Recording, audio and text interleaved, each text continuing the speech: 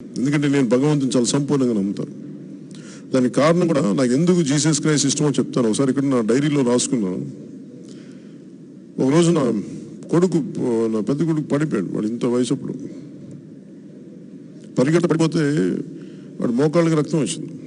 వస్తే నాకు మోకాళ్ళు నొప్పి వచ్చేసినాయి. నాకు అప్పుడు నాకు గుర్తొచ్చింది, మేరీ మాత గుర్తొచ్చింది. ఎదిగొచ్చిన కొడుకుని, వయసు వచ్చిన కొడుకుని మంచి చెప్తుంటే, విలువలు చెప్తుంటే రోడ్డంతా కొట్టి బిడ్డను తన జన్మించిన బిడ్డను తీసుకెళ్తుంటే ఆ తల్లి ఏం బాధపడి ఉంటుంది అనేది నాకు గుండె చెల్లించిపోయింది ఒకసారి మేరీ మాతని తలుచుకుంటే. సో అందుకే నేను మతాన్ని చాలా సంపూర్ణంగా అర్థం చేసుకున్నాను.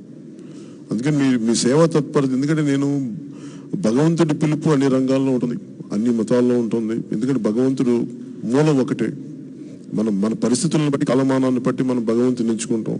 ఈ మతం ఎంచుకుంటే తప్పు కదా, ఆ మతం ఎంచుకుంటే రైట్ అని కాదు మనకున్నది. అందుకని మీకు సర్వ హక్కులు ఉన్నాయి. మనకి మీరు పాటిస్తున్న మతాన్ని మీకు స్వచ్ఛ మీకు సర్వ హక్కులు ఉన్నాయి. మిమ్మల్ని ఎవరు కాదనే మిమ్మల్ని ఇబ్బంది గురి చేయడానికి ఎవరికి అధికారం లేదు, హక్కు లేదు. సో నేను కోరుకునేది కూడా, మీరు మనస్ఫూర్తిగా మీ ప్రార్థనలో జనసేన మీకు అండగా నిలబడుద్దని మీకు అనిపించిస్తే, నేనేంటంటే దీన్ని నేను మీకు పొలిటికల్గా మిమ్మల్ని ఆకట్టుకోవాలని నేను మాట్లాడేది మనస్ఫూర్తిగా. నేను మీకు అండగా నిలబడతాను. ఆ భగవంతుడి పిలుపు మేరకు మీకు ఏమనిపిస్తే మీరు వచ్చేయండి. Thank you. జై హింద్.